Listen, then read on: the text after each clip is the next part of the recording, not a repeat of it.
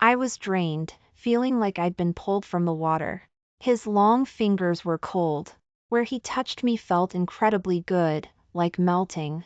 Ginger, just bear with it. He held my waist, pulling me into his arms.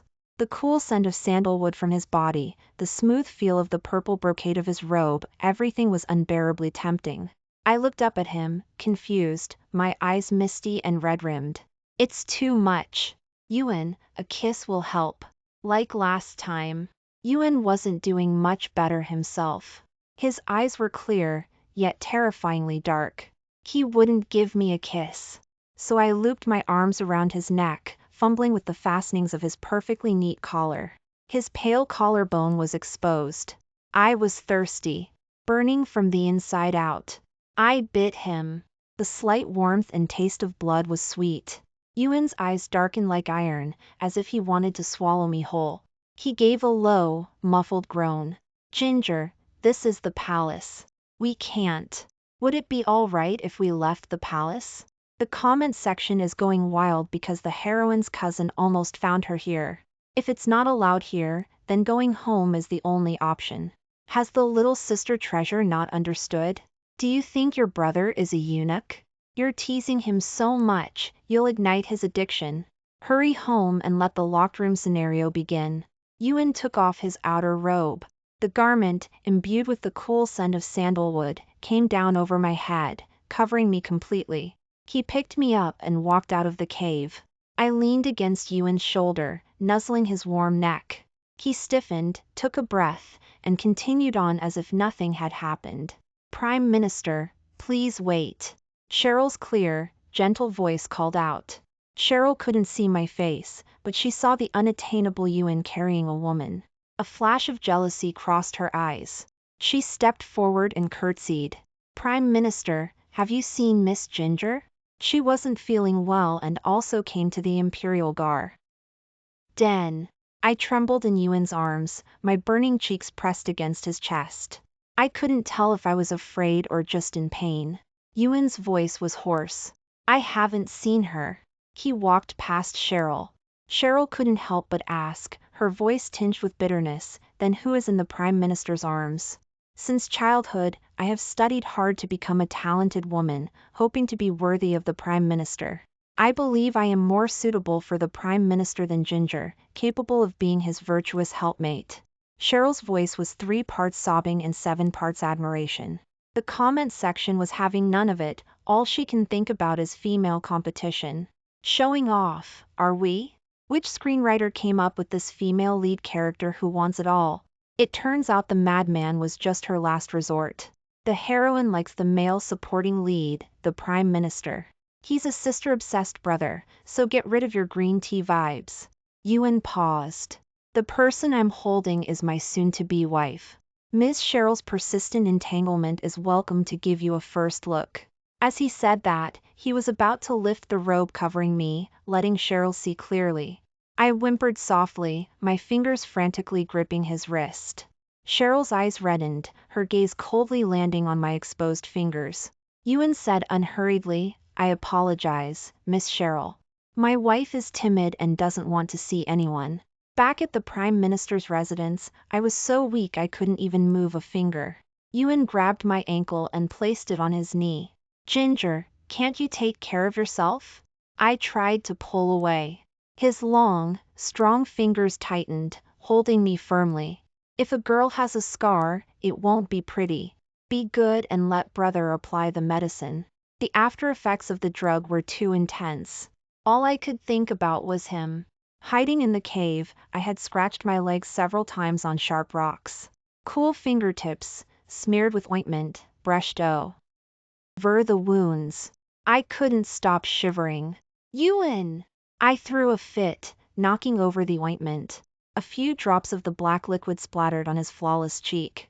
When he wasn't smiling, he was a little scary. Cold and detached, unattainable. Beneath his formal attire was not only a tall, slender figure, but also the aura of ruthlessness from the court. But I wasn't afraid. I boldly pressed my toes against his chest. They said, if you and I were intimate. I stammered, my voice soft. I didn't dare to look at Ewan's dark, oppressive eyes.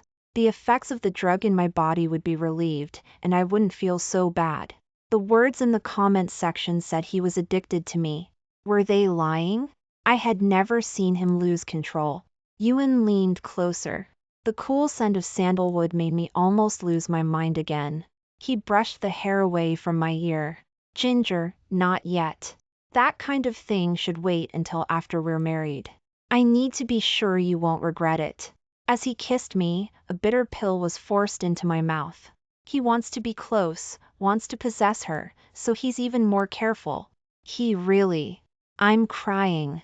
He always puts his sister's feelings first, always afraid that she's only controlled by the drug and that she'll wake up one day, leave him, and hate him. Everyone, don't scold brother anymore. Ginger hasn't paid attention to him for years. Everyone in the capital city knows Ginger likes Payne and that they're childhood sweethearts. It's normal for a brother to be insecure. Keep an eye on your sister Treasure. Be careful, the madman might try to snatch her again. I slept for a long time. When I woke up, Ewan had already gone to court. Sunlight streamed in through the lattice window. In the shimmering light, only a lingering trace of his cold scent remained. Miss Ginger, you can sleep a little longer. The Prime Minister instructed us not to disturb your rest. I sat up for a while, hugging my knees. The whole room smelled like Ewan. The poison had been temporarily suppressed, but I still longed for him. Miss Ginger, young Master Payne from the Payne family is here to see you. The Prime Minister doesn't allow us to disturb your rest. Young Master Payne has been waiting for 2 hours. I wasn't clinging to Payne anymore. Why was he still looking for me? Outside the residence, Payne stood under a tree of apricot flowers. Pale pink petals fell on his shoulders. Payne's eyes were dark and heavy, not reflecting any of the spring light. Ginger, why are you coming out of the Prime Minister's residence? Why do you smell like him? I looked up and smiled faintly. Is that any of your business, young Master Payne? I'm just an airhead with a pretty face, not nearly as good as Miss Cheryl. Payne, you should go to Cheryl. You're a perfect match. A madman for a madwoman. I sincerely advised him. I had heard everything that night. Panic flickered in Payne's eyes. Ginger, I was drunk that night. I was just talking nonsense. I've never looked down on you. After saying that, he clenched his fists. Why didn't you come to me that night, even though you were drugged with such a potent aphrodisiac? Why did you go to Ewan instead? Ginger, aren't you always calling him brother? What kind of relationship do you have with him? Payne grabbed my wrist, squeezing it painfully. Let go! Don't touch me! The toxins in my body were only suppressed. Payne's pulling annoyed me immensely. That burning sensation was starting to flare up again. Payne stared intently at my changing expression. He recklessly hooked my chin. Ginger, the poison hasn't been cleared yet? So, he didn't touch you. Saying that, Payne revealed a look of relief and triumph. Ginger, come to me. I'll detoxify you and marry you, okay? We're childhood sweethearts, after all. Madman, back off. The sister Treasure ignored him, so he came to the door. Isn't that pathetic? Let's crowdfund some detergent and pour it on the madman's face to get rid of the grease. I slapped Payne across the face. Payne, don't force me to hate you. Payne turned his head. His tongue touched the corner of his lip where it was red and swollen. Ginger, Ewan has spoiled you. Before, you only had me in your eyes and heart. Ewan got off work from court. The sedan chair was parked not far from us on Copper Sparrow Avenue. I wondered how much he had heard and how long he had been watching. Ewan! I called out, shaking off Payne's hand. I hurriedly scrambled into Ewan's sedan chair. The sedan chair was small, barely able to accommodate 2 people. Ginger, were you having a pleasant conversation with young Master Payne? His eyes were calm, impossible to read. The comment section was going wild. Sister Treasure, look at the veins popping out on the back of his hand. He's about to drink himself full of vinegar. Give him a kiss, I guarantee he'll submit to you. Sister Treasure, remember, the angrier he is, the harder you kiss him, and he'll be soothed immediately. Really? I leaned forward and pecked at the corner of Ewan's tightly drawn lips. He stiffened. The veins on the back of his hand became even more prominent. Ginger, who taught you to appease a man like that? Ewan smiled faintly, his eyes dark and still. Even as he asked the question, he tightened his grip around my waist. I fell into his sandalwood-scented embrace. Was it young Master Payne? He spoke each word slowly, his teeth grinding. I wouldn't dare tell him that I could see the strange comments floating in the air. No, it was self-taught. Ewan, don't you like it? Ewan closed his eyes, not answering. I kissed his thin eyelids, his high, straight nose. The world spun. Ginger, don't provoke me so easily. His Adam's apple bobbed. A deeper, more intense kiss landed, stealing all my breath. After a long time, I leaned weakly against Ewan. I finally believed it. He had an addiction, he was addicted to me. Every inch of my breath was taken away. Ewan's arm around me never loosened. The fingers of his other hand brushed away the stray hairs from my ear. I found an ice fountain that can clear the remaining toxins from your body. Waha, is a hot springs play coming? Life is really getting better. This is what we, who have eyes, should be watching. The bitter tea has flown away, never to return. In the icy ice fountain pool, my teeth chattered. I trembled uncontrollably. Comment section, no way, no way, no way. Is this all we're getting to see, esteemed members? Is he just going to leave Sister Treasure, like kimchi, soaking in the ice pool? High-flown man, what are you doing there, your heart? Sister Treasure, act cute. If you act cute, he'll be at your beck and call. I glanced at the comment section, cleared my trembling throat, and said in a delicate, weak voice, Ewan, I'm cold. I'm scared to be alone in the ice fountain. Ewan, come keep me company. Ewan pursed his lips slightly, not yet answering. My foot slipped, and I fell into the icy water. The water was too cold. My limbs were numb, and I sank deeper and deeper. There was a splash. Ewan appeared in front of me. He grabbed my wrist and pulled me into his arms. I was trembling all over. So cold. His voice softened, gently stroking my wet hair. Brother will hold you and warm you up. He took my hand and pressed it against his chest. The moon-colored brocade robe was soaked, almost see-through.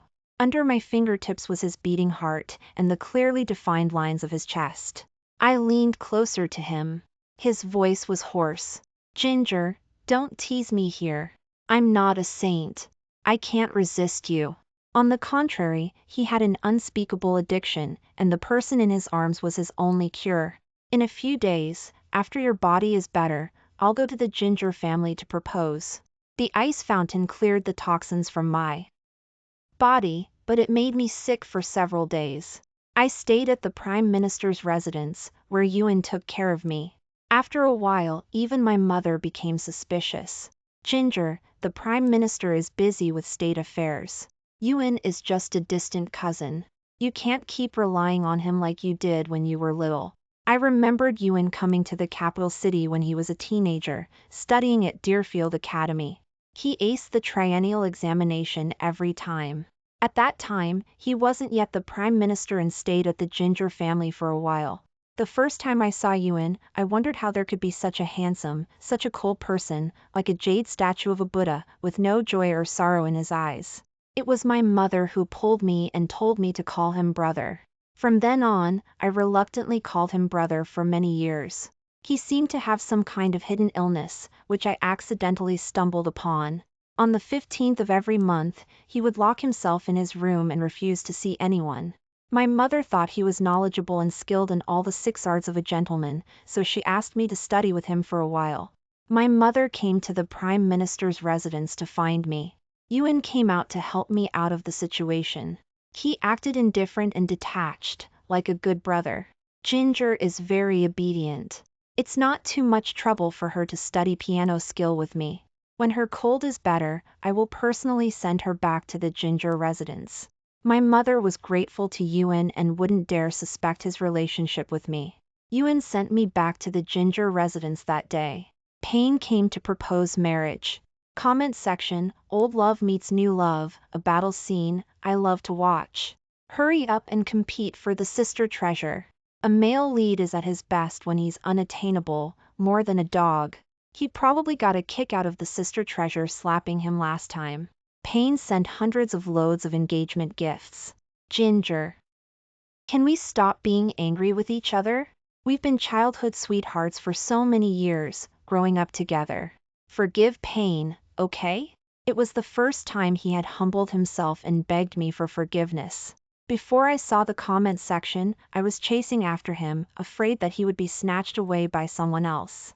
Ginger, the engagement gifts have already been sent. If you don't think it's enough, I can add more. He secretly raised an eyebrow and glanced at Ewan sitting next to me. Prime Minister, I heard that you are Ginger's distant cousin. This list represents my sincerity in marrying Ginger. I'll leave it to you to review. I trembled and quickly said, I didn't agree to marry you. There's no need to review this list. Take it back. A pair of fair, slender hands snatched it away before me. Since young Master Payne is sincere in marrying my sister, I will review this list carefully. He looked at Payne with a smile that wasn't a smile, his eyes dark. I'm also planning to get married recently. This is a good reference. Sister treasure, danger. Your brother looks like he's about to become sick and black-bellied. You're bound to get a beating tonight. As for what kind of rod, it's hard to say. I was frightened all night. I turned off the lights early and went to bed. But I was still woken up by Ewan's servant, Miss Ginger. The Prime Minister asked you to come over to teach you piano skill. I rubbed my eyes. I suddenly remembered that tonight was the 15th. Ewan was particularly abnormal tonight. My heart jumped. Pain provoked him. Why is he looking for me? Can't I not go? The servant Ewan sent seemed to have expected me to say that. The Prime Minister said that Miss Ginger can't be ungrateful. He has sacrificed so many times to detoxify you. All right, I'll go. The room was dark. The sandalwood scent was even stronger. I thought of when I was 15. I accidentally broke into Ewan's room. He had just come out of the bath, and water droplets dripped down his jawline, Adam's apple, and neck. I suddenly became nervous and scared. The way he looked at me was too focused, too deep, almost terrifying, like he was looking at prey that had been delivered to his door. Ewan closed his eyes, his eyelashes trembled, suppressing all his emotions. He scolded me fiercely and coldly. Who allowed you to come in? Get out now. I was walking too fast and stepped on my skirt. I fell into Ewan's arms. The sandalwood scent was strong. His skin was hot. I subconsciously raised my hand and placed it on his forehead. Ewan, are you sick? Should I call a doctor? But I thought about it, it didn't seem right. On this day of every month, Ewan would disappear and hide. Who allowed you to touch me? His hot breath burned in the palm of my hand. His voice was hoarse and trembling. He reached out to push me away.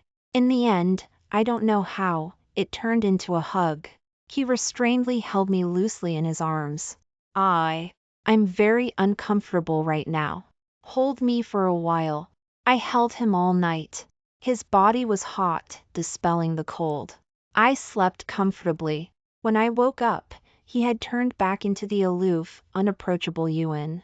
He immediately chased me away and told me not to approach him again in the future. Because of this, I suffered a lot of grievances. I obediently didn't dare to get close to him again. Later, Ewan rose to prominence and became the powerful Prime Minister. I followed the others to pay respects to him. I insincerely called him brother. Ewan never seemed to have heard me. Until I saw the comments section. Every time I called him brother, it would cause the fingers under his sleeve to tremble uncontrollably. Ginger, play the piano. His voice in the darkness was hoarse and heartbreaking. Comment section, what are you playing now, Sister Treasure? Go play with him. Ha, the man's welcome and rejection tactics. If it's not an adult scene, don't ask us to watch it. Don't waste the time of our esteemed members. Those words made me restless. I played several wrong notes. Ewan came behind me, wearing a white shirt, exposing his broad chest. The room was not lit. Moonlight shone down, like warm, inviting jade. Ginger, you played so many wrong notes. It's because I, as your brother, didn't teach you well. How should I punish you? In the dim light, his voice approached, close to my ear, slowly tightening. "Aw, I'm gone." The car wheel rolled over my face. "Please." His palm covered the back of my hand, gathering it tightly, interlocking our fingers. His body temperature was rare and hot. "Ewan, brother." He coaxed. "Say it again. Brother, brother." My fingers couldn't help but twitch, as did the throbbing deep in my soul. In the darkness, I gradually saw him wearing a black veil over his face, covering his eyes. I reached out and gently stroked it. "Why are you covering your eyes?" "To hear how many wrong notes you're playing, so I can punish you." He avoided my hand, his voice dark and hoarse. Comment section was crazy. "He's lying. His addiction flares up on the 15th of every month, and he needs Sister Treasure to relieve it. He's afraid that if he sees you, he'll completely lose control. Even at this time, he doesn't want to hurt Sister Treasure. I even suspect that he's given up that kind of thing. How does brother want to punish me? The poison in my body has been cleared, but my blood is still hot. Sit on my lap and play." His cold, slightly hoarse voice sounded like an order. "Sister Treasure, can you play it well? Let me sit over there, I can play all night. When can I be brother's exclusive pet for a few days?" With great difficulty, I was let go by Ewan at dawn. As soon as I returned to the courtyard, I was summoned by my mother. I had been playing the piano all night, my eyes hurt, and my fingers were swollen. I was distracted.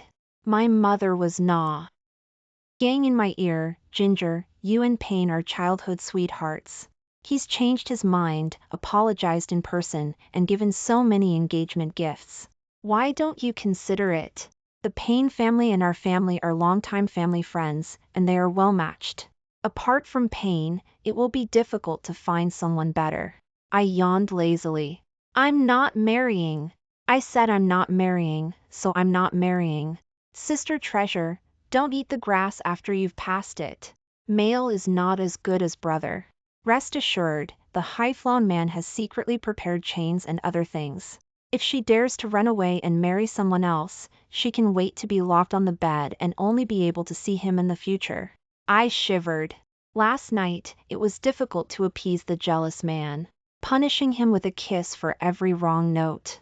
Later, he kissed me until I was tearful, the tears staining the corners of my eyes, but he still clung to me tightly, repeatedly in my ear, like a low panting, like a plea. "Ginger, you must never leave me. I'm addicted to you. If I lose you, I can't guarantee what I'll do. Ginger, if you don't marry Payne, who else can you marry?" My mother raised her voice. "Looking at the entire capital city, is there anyone better than young Master Payne?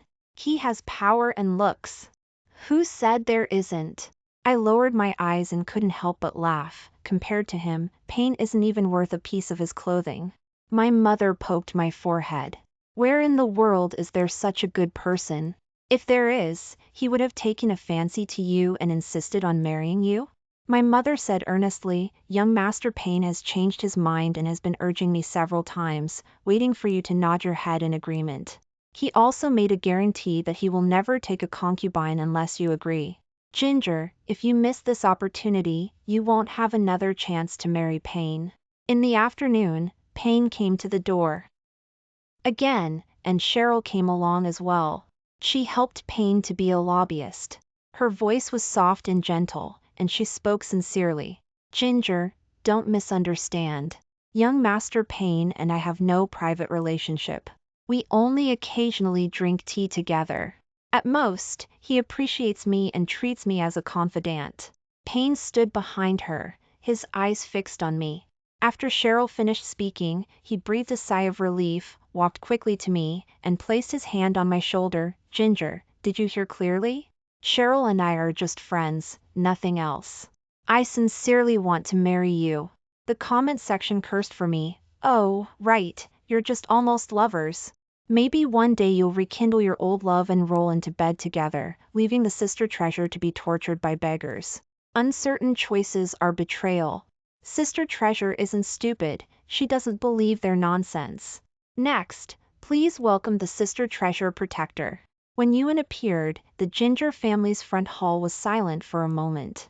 He glanced at Payne's hand on my shoulder, a cold shadow covering his eyes, and moved his gaze away.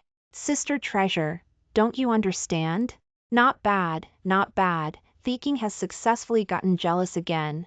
I opened Payne's hand, walked to Ewan's side, and stood close to him. The anger in Ewan's eyes dissipated. I softly and sweetly asked him, "Why are you so late?" Ewan didn't care about anyone. He raised his hand to tidy up a strand of hair that had fallen to my ear, and his voice was gentle and low. There were things in court, so I was delayed for a while. My mother seemed to see that something was wrong, and her eyelids kept twitching. She pulled Ewan. "Ewan, you're also considered Ginger's brother, so help Ginger check if her marriage with Payne is okay?" Ewan spoke slowly and methodically. "I can't. Because I'm also planning to marry Ginger." My mother was dumbfounded. She slowly released Ewan, unable to recover. "Ewan, WH. Are you saying?" He wasn't in a hurry. After waiting for my mother to recover, he said it again, "It's better for Ginger to marry me than to marry someone else. I'm still under my aunt's eyes, and I won't bully her. Isn't that better?" My mother wasn't glaring at Ewan anymore. She turned her head to glare at me. "Ginger is naughty, clumsy, and can't even embroider a flower. How can she be the Prime Minister's wife?" The comment section laughed. All mothers in the world are the same, protecting their own and revealing shortcomings. The excellent ones are always other people's children. Don't say that about Sister Treasure. She's just a little stupid, a little slow, lacking a little wit, but she's still very cute. Upstairs, you didn't spare her either. Cheryl's face paled, a glint of tears welling in her eyes. "Miss Ginger is truly remarkable, so eye-catching." First young Master Payne sought her hand, and now Prime Minister Ewan is captivated. Payne seemed to snap to attention. "Ginger, didn't you say you loathed him? Said he was a hypocrite, aloof, and that you were even afraid in his presence." Ewan raised an eyebrow, glancing at him with utter indifference. I was unaware that Ginger felt this way about me. That Payne and his big mouth. I tugged at his sleeve, then pulled Ewan to face me. "That's not true. He's wrong. I admire you, truly." A hint of a smile played on Ewan's lips. "Ginger, those are your own words. My aunt also saw through my little scheme. You're not staying single for long, are you? When did you and Ewan get together, and you kept it from me?" I wrinkled my nose. "Actually, it hasn't been that long." It really hadn't been that long.